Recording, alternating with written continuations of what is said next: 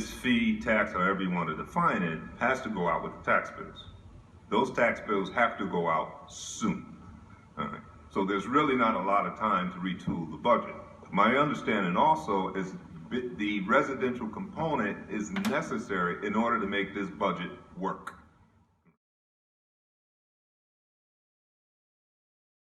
Okay. 3 weeks ago, when we had that nice, beautiful day, 54 degrees, I had 15 men about 9 o'clock at night got together. They decided to throw a party in the street, and it goes from drinking to doing drugs. I called the police twice. Nobody showed up. So now you want us to pay more because we're going to get more service. Right. That is a crap. Okay? Okay. We are paying enough taxes as it is now, and these people are right. The Fifth Ward is a hard-working group. I know most of my neighbors, they are struggling, but that's the rest of the city as well. Not to say that the Fifth Ward is the only one that's struggling. But we are paying taxes, our property owners, we deserve the service. If I call the police, I expect the police to come. I don't need to pay extra taxes, which I'm gonna be doing anyway, because you're gonna raise taxes anyway. So you want me to pay an extra fee to pay for a service that I'm not gonna get. Okay. Amazing, America. Thank you. I just have a quick suggestion.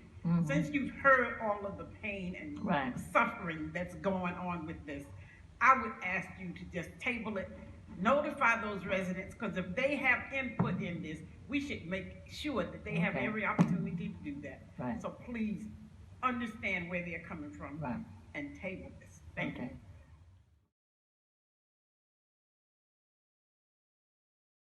Thank you. Edward Paulino, consultant and acting director of the Sandy Hill SID. The city of Paterson has traditionally operated improvement districts with the interests of business owners and property owners at heart. You know, that's great for what's worked in those areas. In this hybrid model, what we're doing is we're trying to improve quality of life issues for the residents. So when folks are talking about that downtown Paterson had police officers doing patrols and how that was in a newspaper, how that was so special that there was a newspaper article about it, that if you're a business owner, if you're a commercial property owner, you get that kind of treatment. But if you're a resident, that you don't get that kind of treatment, that you don't deserve to have police patrols. Said there is a language in the bylaws to have residential representation when such person expresses an interest, that we have to have that there. So we think this hybrid model works, and we're looking forward to a partnership with the city of Paterson in this endeavor. Thank you.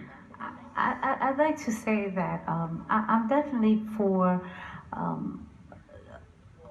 accepting, approving businesses that want to come together and want to put their money together to do their special improvement districts. I'm okay with that. We want stuff like that because it's the businesses who are saying that's what we want. I'm hearing different things that we are assessing, that we are doing, and that's not correct. I need the Fifth Ward residents to know. I spoke to the gentleman with that spoke, the Reverend. Okay, I specifically let him know we're not here saying that we're going to approve this and that we approve a double taxation, because that's what it is. Okay, sewer's going up. That's an additional cost as well. I need the residents to know that I do not support that. I do support SIDs, that specifically when businesses come together. If we can come back to the table and take out all the residents, let's talk about it and we'll continue with that. That's my take on this right now. Thank you.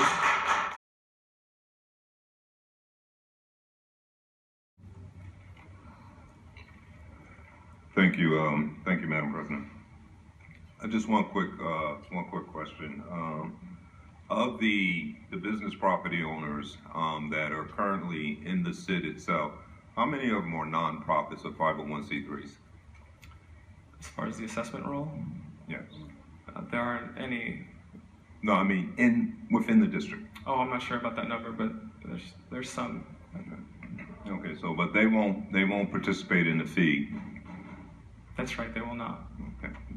But they'll still get the perceived service benefits. That's right. Well, I mean, it's no secret that I wasn't supportive of the SID from the very beginning. And not because I don't believe in SID. As I've stated on numerous occasions, I support SIDs, particularly when they're implemented correctly. Been a big supporter of the other two SIDs, who's been around for a while. My issue with this from the very beginning has been the inclusion of residential property owners in developing your budget. I always felt that it was taxation without representation. I do recognize at the urging of this council that you provided an opt-out provision, but I also recognize that when you sent those notices out, a large portion of them were returned. I don't remember the number exactly, but it was close to 100 or over 100, and out of that was sent out, maybe 15 or so chose to opt out, and as I said, a large percentage was returned in and of itself. I campaigned all over the city, including the 5th Ward, and actually own property in the 5th Ward, and my mother lives in the 5th Ward, so I'm very familiar with the 5th Ward. I'm also familiar with the fact that we're currently dealing with a budget crisis in the city that's going to necessitate the possible raising of property taxes. So what we're asking to do, what we're asking to consider is to approve the budget for this SID that will essentially pass on an additional tax to the residential property owner. Being mindful of that, the sewer tax is going to increase. And everyone pays the sewer taxes.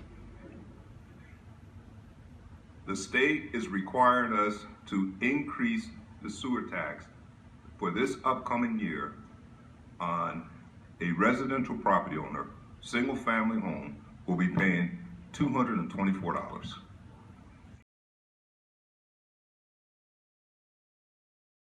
I truly have a great concern, and that great concern always is underscored and embedded in the fact that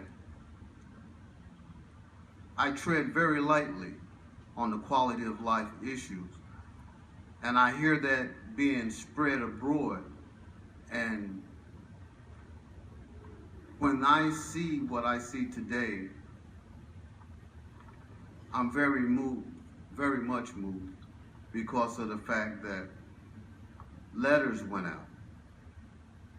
And a number of the people sitting here have said continually that they did not receive them. And being a product of having communication lapses like that, I have a serious problem with. Hearing what I heard today and you heard what I heard, my question to you is how you feel about that. About what in particular? What you heard today from those that are opposed to what you're standing there for. Sure, I mean, if I've had meetings with residents who are taking bullet holes out of their apartment vinyl siding, who are repairing cracked windshields due to gunfire. If that's something that you want to keep happening, if that's acceptable in any way, if the status quo allows you to sleep well at night, if you're satisfied with the status of business as usual, then I get that. I respect that that's your choice. Thing that will improve the area, that is going to put law enforcement officers in communication with you, talking to you, getting to know you, that's going to collect pounds upon pounds of trash in your neighborhood. If that's something you care about, then I urge you to support this. If you've given up hope, if you want to go back to doing things the way that things have been 20 years ago and haven't netted a result for whatever reason, then I understand. Contact them, the mayor, the police chief, all of those people, and we march on them and say to them, we need what we need in our community. as a mouthpiece here for the First Ward, I say that continually. But at the same time, being a former president of many organizations here in the city, you know, I don't just reach to the city to say, here's the problem, but we come with offering a solution that's not going to be financially cost effective, particularly on those that I know that we know already that we're in a financial bind. And hearing what we've heard from this side of the podium, understanding that the increases that we're about to face, you can still stand flat-footed there and say, well, tighten our belt a little bit more and ask our people that's on minimum wages, that's trying to get by, and the quality of life, to say, give me more. And all that you heard was that, well, if you want filthy streets, if you want drugs and crimes in your community, well, then you just stand by and let it happen. These people that you see here tonight are the ones that 80% of those letters that went out, they did not receive it. Talking about, you had meetings, they said they know nothing about it. You didn't hear that, you didn't report that back. I'm just saying to you, I asked you a question. Did you hear what they said? Yes. So my point is very clear, and where you're standing. You're standing where you're standing because you want, and your constituents that's with you want to try to make a difference, and I understand that. But there are other ways that can be done without overtaxing the people that you're there trying to help. And maybe that is partnering with other nonprofits, and here's where I'm coming from. You partner with some of those nonprofits or 50 that have 501c3s, so you can go after other grants and help you do what you are trying to do there, and then come back to the table with what this council has already requested, some things that were never given as well. Thank you.